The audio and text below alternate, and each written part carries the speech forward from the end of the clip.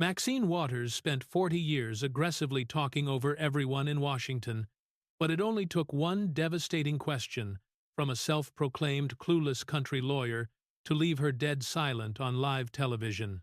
The microphone rested right there beneath her palm, a mere inch from her parted lips. And for the absolute first time in 4 decades, Maxine Waters found herself with absolutely 0 words to feed into it. She had snatched it with her signature speed, the exact aggressive move she relied on to cut a man off mid-sentence. And the room picked up every tiny acoustic detail of that grab: the rustle of her sleeve against the wire mesh, the sharp, desperate pull of oxygen right before she spoke, and then absolute silence. John Kennedy didn't even bother lifting his eyes to look at her. Sitting across the massive wooden table with 2 flimsy sheets of paper positioned in front of him, and a quiet man standing in the 3rd row directly behind her, the senator kept his thick Louisiana drawl holstered in his throat, because he simply did not need to deploy it anymore. "Take all the time you want, Congresswoman," he finally offered. He knew the veteran had waited 3 years. He figured the room could spare another minute. The breath Waters had sucked in leaked out of her without carrying a single syllable of defense. Somewhere in the back of the crowded gallery, someone actually laughed out loud, fully grasping the sheer irony of how the most quoted voice on American housing had just lost control of the room to a man she had openly mocked as a clueless old fool. To truly comprehend this total collapse, you have to rewind approximately 40 minutes to a moment when she still genuinely believed she owned this hearing. The chamber was packed that morning, far denser than any routine joint subcommittee hearing on housing ever justified.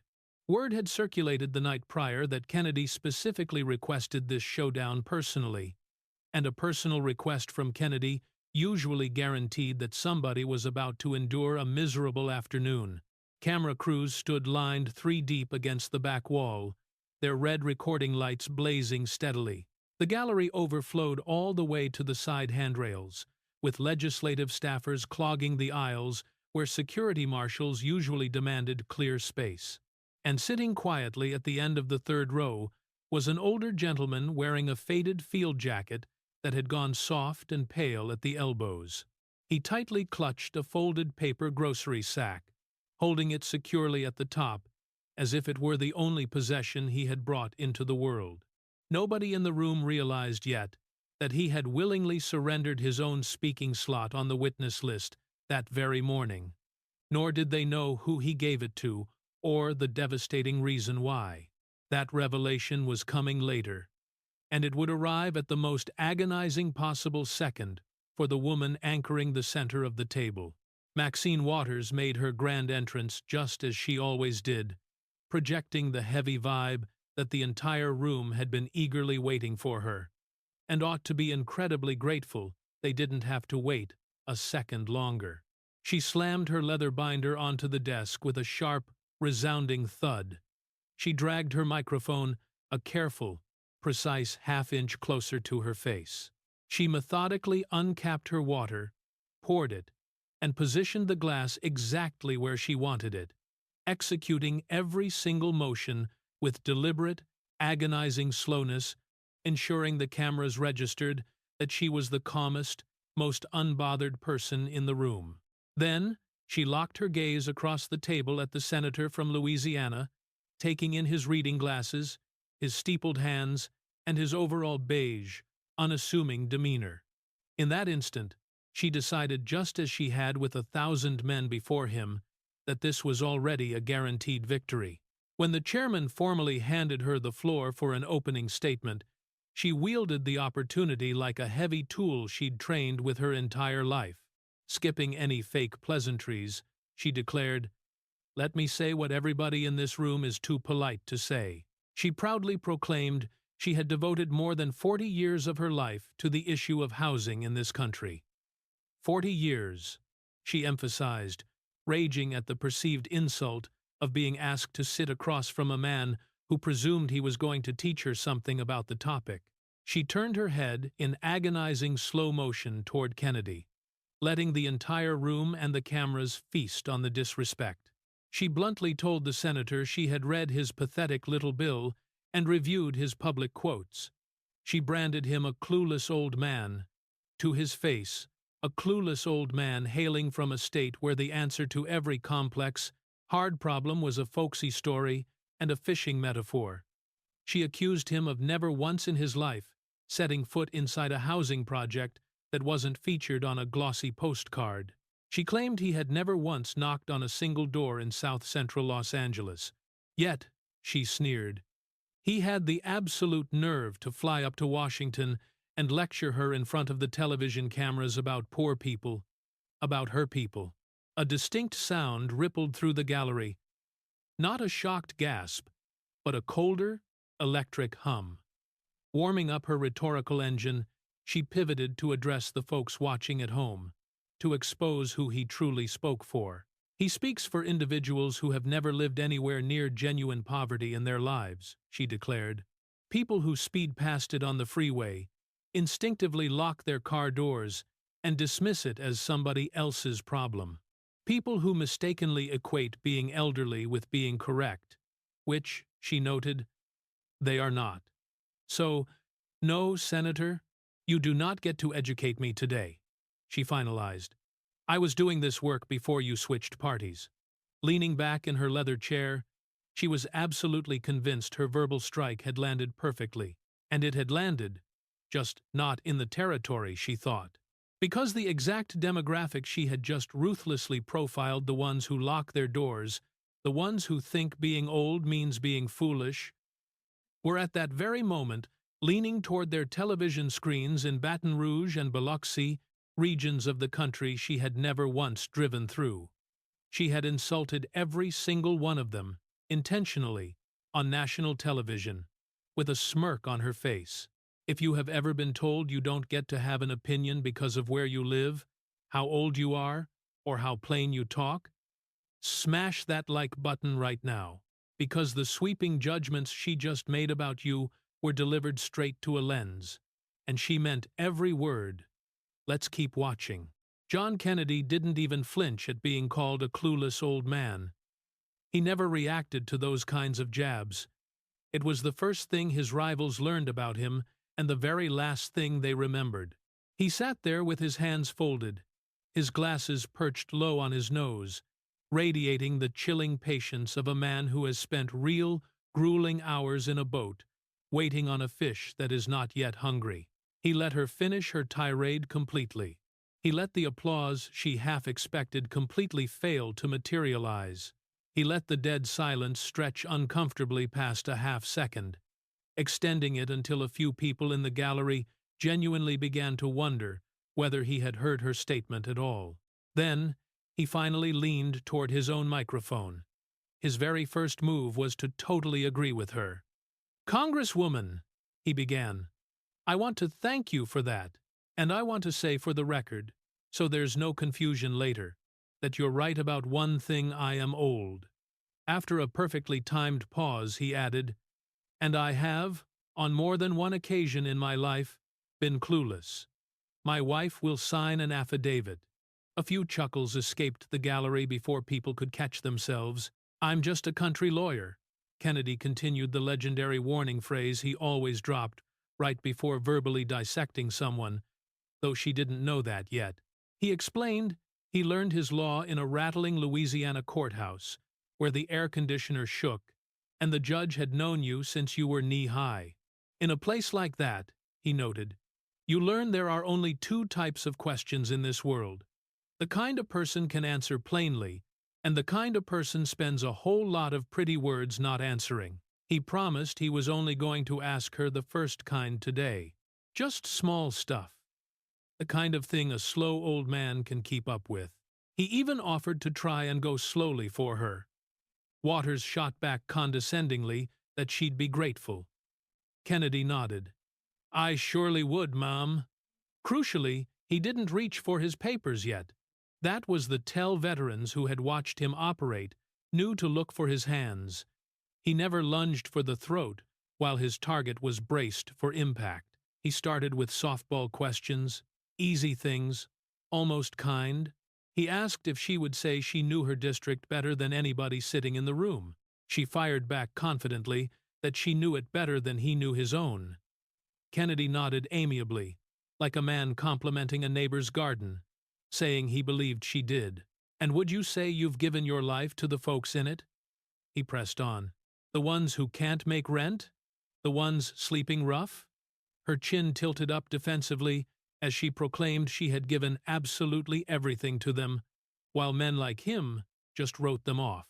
"So I think it's fair to say," Kennedy continued, his tone as gentle as church, "that there is not one person in this room who cares more about where the poor folks of your district lay their head at night than you do." Waters confirmed that would be fair, calling it the truest thing he had said all morning. "Good," Kennedy replied, folding his hands a fraction tighter as the trap clicked its first quiet inch shut. He wanted that strictly on the record before they started, not because he was going to trick her with it, but because she was proud of it.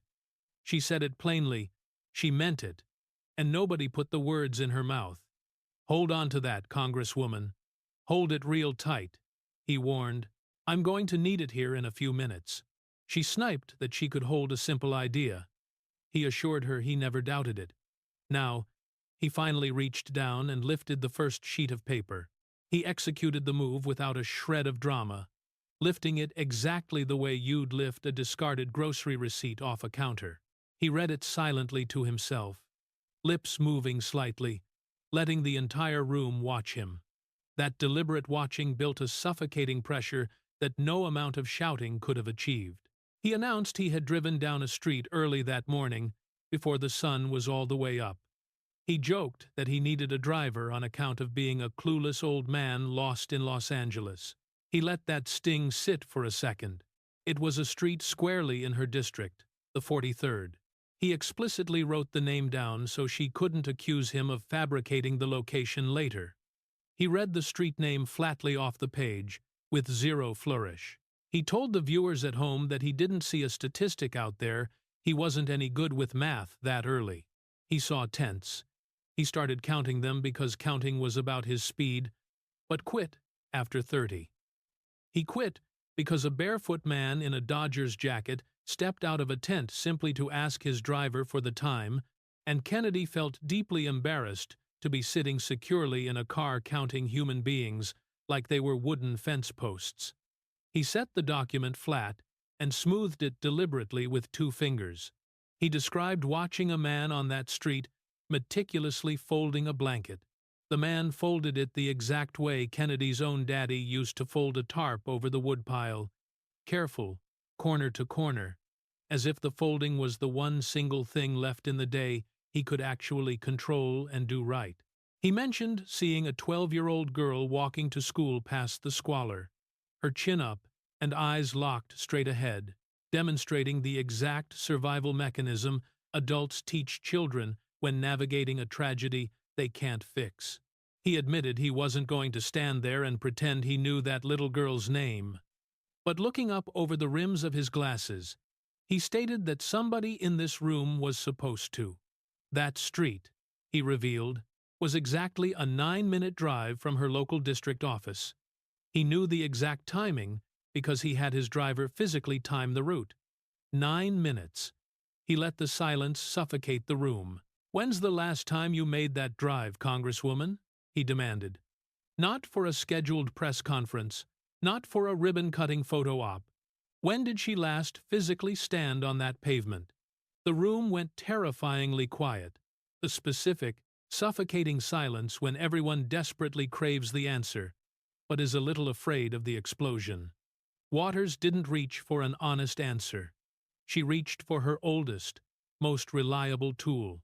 Her voice spiked, finding comfort and strength in the familiar territory of outrage, because anger was a country where she had always felt completely safe. She yelled that she knew exactly what this was: a white man from Louisiana, sitting there lecturing a black woman, telling her she doesn't know her own community. She blasted him for being a man who had never been black, never been a woman, and never been poor a single day in his life, yet presuming to grade her on her own people. She mocked the idea that a single morning drive down one street somehow earned him the right to question 40 years of dedicated work. She labeled his tactic not as oversight, but as pure arrogance, claiming everyone watching knew exactly what flavor of arrogance it was. And for a brief moment, give her credit, the room shifted with her. It was a clean, practiced punch, and it had successfully landed 100 times in 100 different rooms. The muscle memory was flawlessly executed. A reporter's pen started flying across the notepad. A staffer standing behind her nodded hard twice in aggressive agreement. Even a woman near the front, who had been leaning toward Kennedy a second ago, now looked down at her own hands, suddenly uncertain. The current was entirely hers. It held for about 20 seconds, and it might have lasted longer, except Kennedy categorically refused to flinch, soften, or do what the screaming was designed to make him do. "No, Mom," he replied in a hushed, steady tone. He conceded he had never been any of those things she listed. He promised he wouldn't stand there and claim to know that street better than she did. He'd be a fool to try. He let a crucial beat go by. "I'm only telling you I was on it this morning," he said. "And I'm asking you a question a clueless old man can ask. When were you?" She refused to answer that, too. She had just crowned herself the ultimate champion of America's poorest, ranking them above everything else in the room. And when a country lawyer asked her one basic, geographical question about a street 9 minutes from her desk, she tried to scream him into submission rather than answer it. If that evasion made you lean closer to your screen, drop the word street in the comments right now. Just one word, street. Let's keep moving, because this is the exact moment it stops being about a single block and shifts into a devastating pattern. Kennedy let the silence breathe heavily. He was a master of weaponized silence. It was perhaps the thing he was absolute best at. He stated he would have dropped the entire issue right there if it were only one street. A person cannot be everywhere, and Lord knows he had missed critical things in his own state that he should have seen.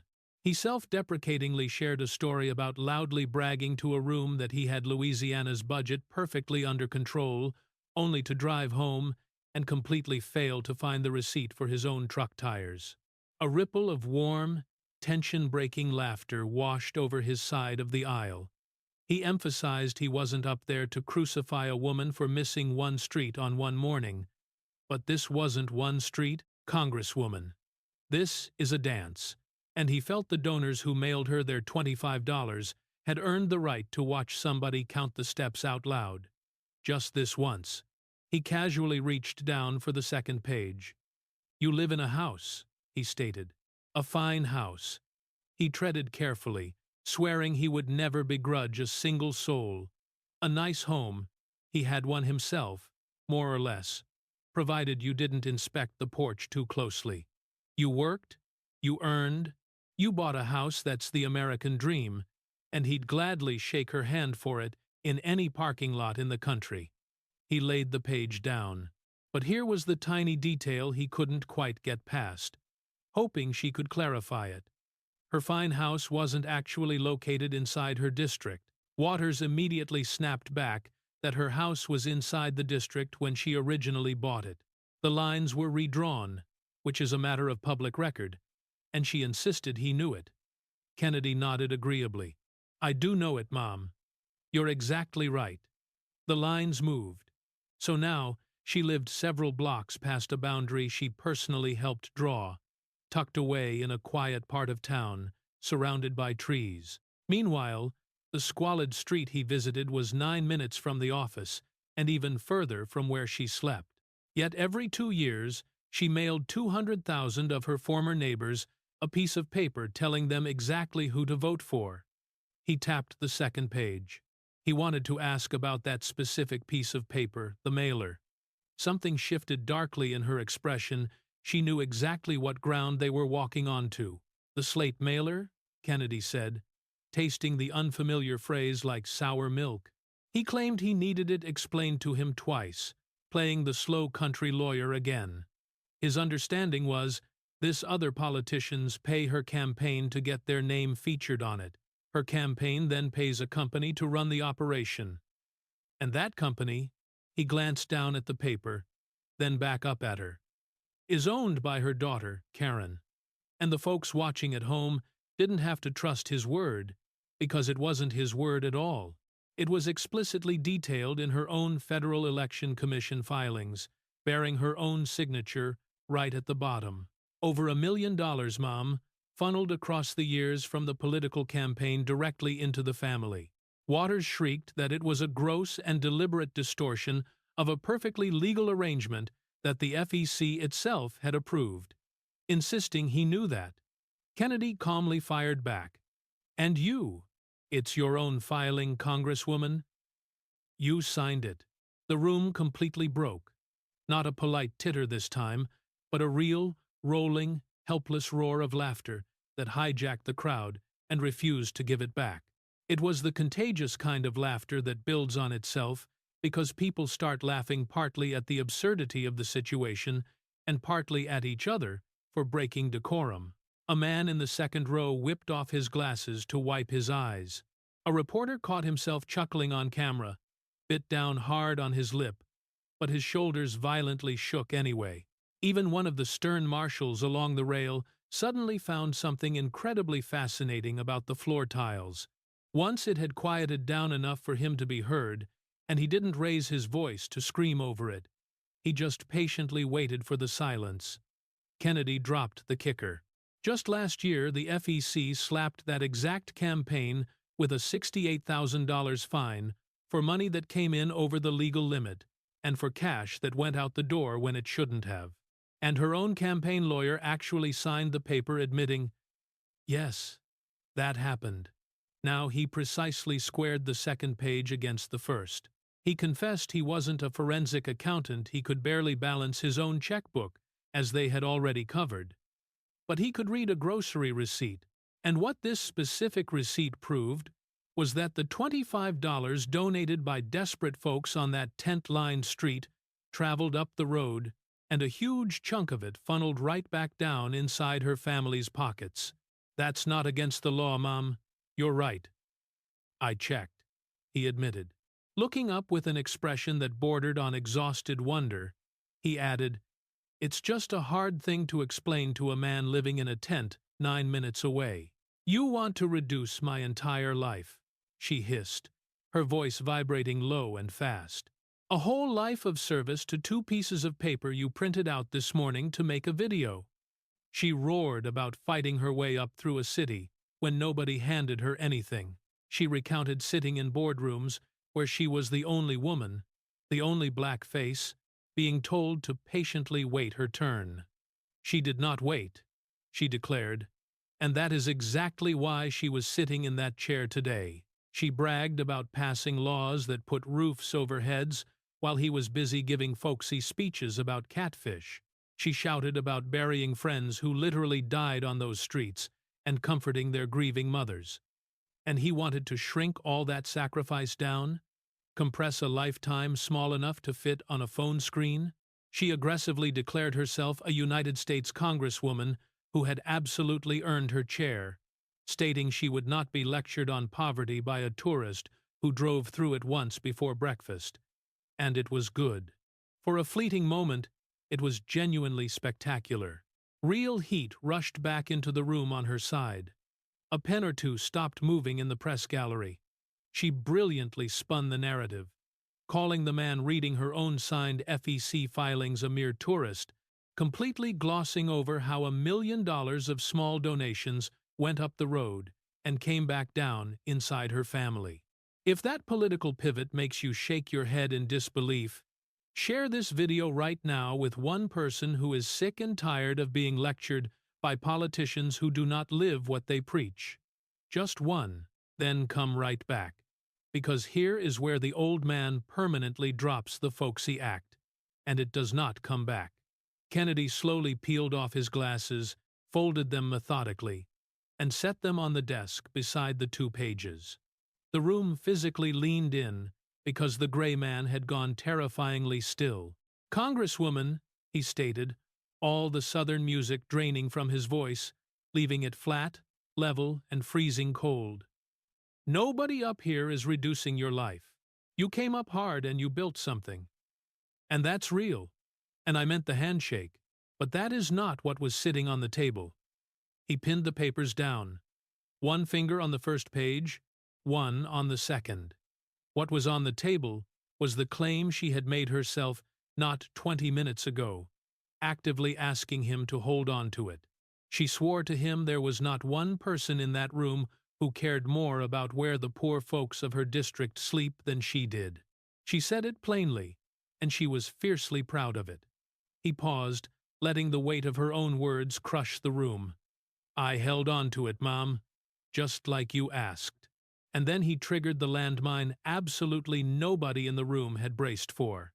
There's a man behind you, Kennedy announced, pointing to the third row, end of the aisle. He revealed this man had his own slot on the witness list that morning. His own guaranteed 5 minutes, a speaking slot folks fight a year to secure. And he voluntarily gave it up.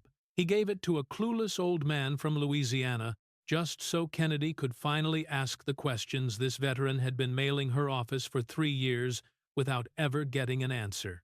Kennedy looked directly past her, locking eyes with the faded field jacket and the folded grocery sack. Sir, you don't have to, but if you want to stand up, I expect this room would like to see the face of somebody from the 43rd District who actually lives in it. The man stood up. He was not theatrical about it. He did not cry, and his hands did not shake, and that stoic calmness completely sucked the oxygen out of the room. Everyone had mentally braced for a sobbing, emotional story, but what they got instead was a chillingly calm one. He reached deep into the grocery sack and drew out a thick, heavy, rubber-banded stack of envelopes. The corners were soft and frayed from being carried everywhere. He held the brick up not aggressively high, just enough for the cameras to catch it. These are mine, he stated flatly.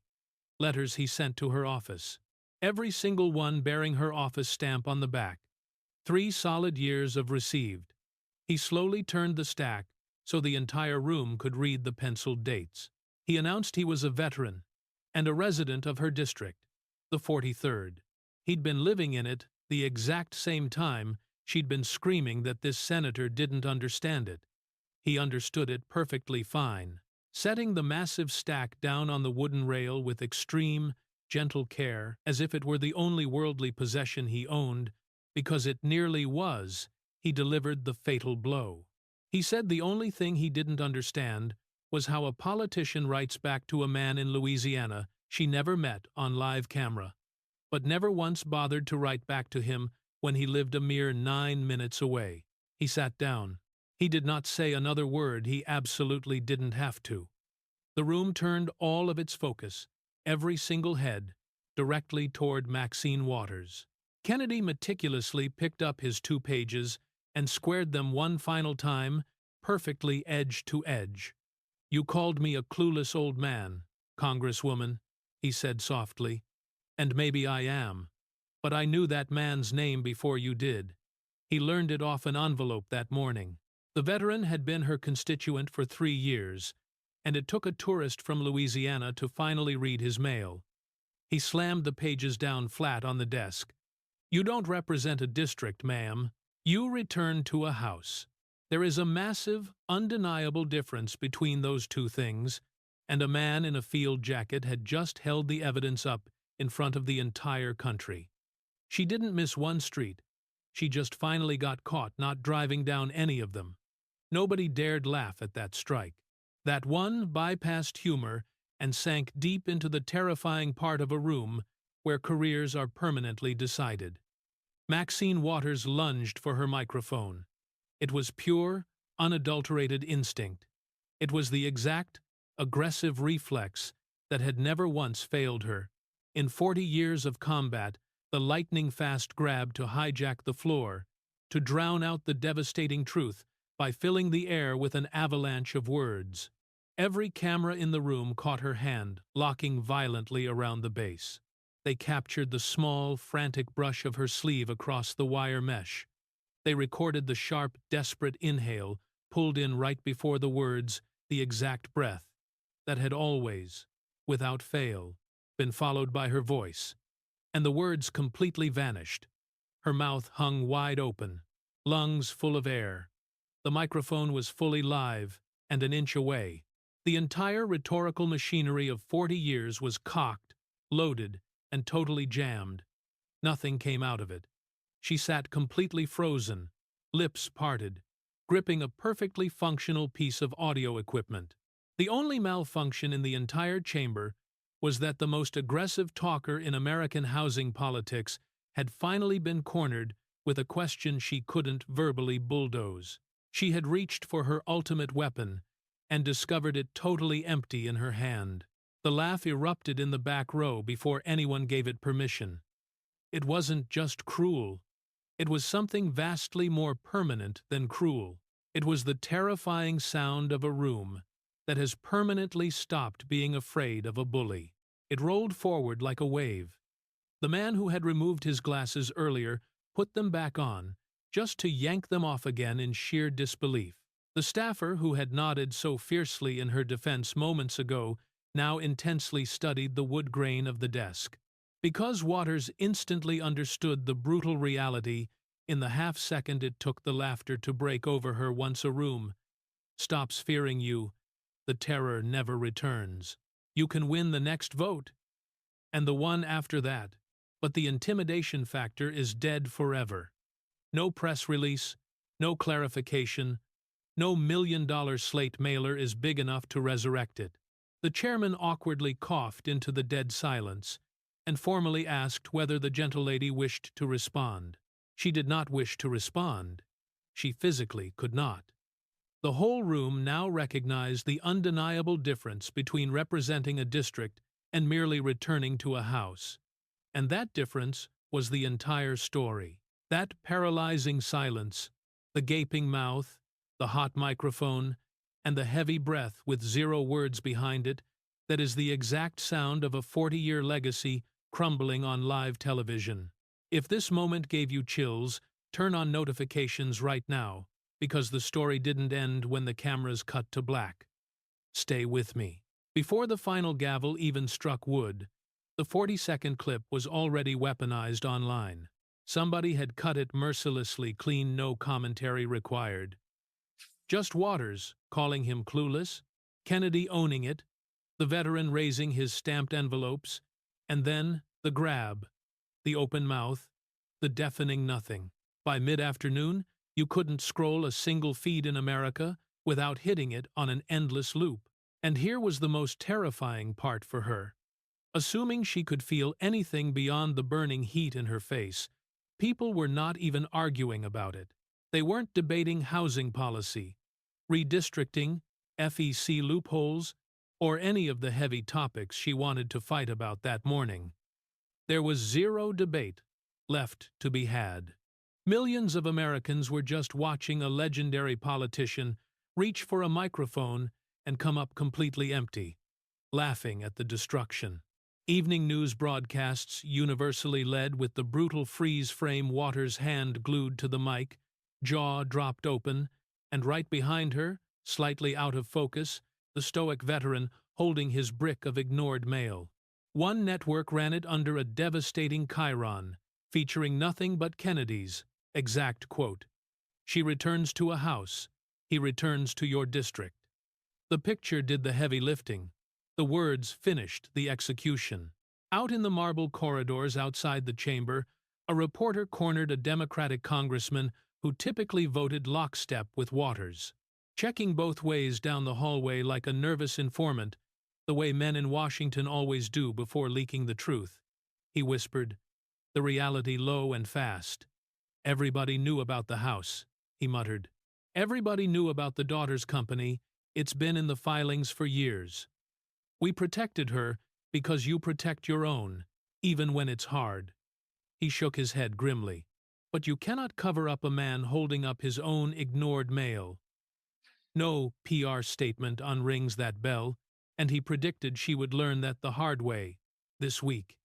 He bolted before the recorder could capture his face. That night, An exhausted young staffer recounted the bloodbath on the phone to a friend, caught somewhere between a painful wince and a laugh. It wasn't even about the politics anymore. She confessed she didn't care about politics after a 14-hour shift. It was the microphone, the loudest woman on Capitol Hill, the one who could shout down anybody, completely neutralized by a perfectly working microphone. She described it as the loudest quiet she had ever experienced in her life, predicting she would hear that silence for a very long time. Meanwhile, the veteran tucked his grocery sack securely under his arm and exited the building. A hungry reporter ambushed him on the steps, begging for a sob story, expecting a catch in the voice to complete her segment. He flatly refused to play the victim.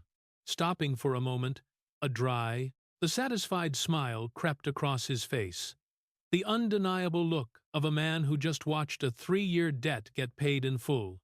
"Shall write back now," he simply stated. That was it. He shoved the thick stack of envelopes deep into his coat, descended the marble steps, and headed back to District 43, the neighborhood he lived in. And she didn't. That 4-word quote went nuclear by dawn, right alongside the clip, because the whole country felt the justice in their bones. Shall write back now. Those few words accomplished what 3,000 of hers totally failed to do. And Senator John Kennedy? He did what he always did, absolutely nothing at all. He neatly folded his 2 printed pages straight down the middle.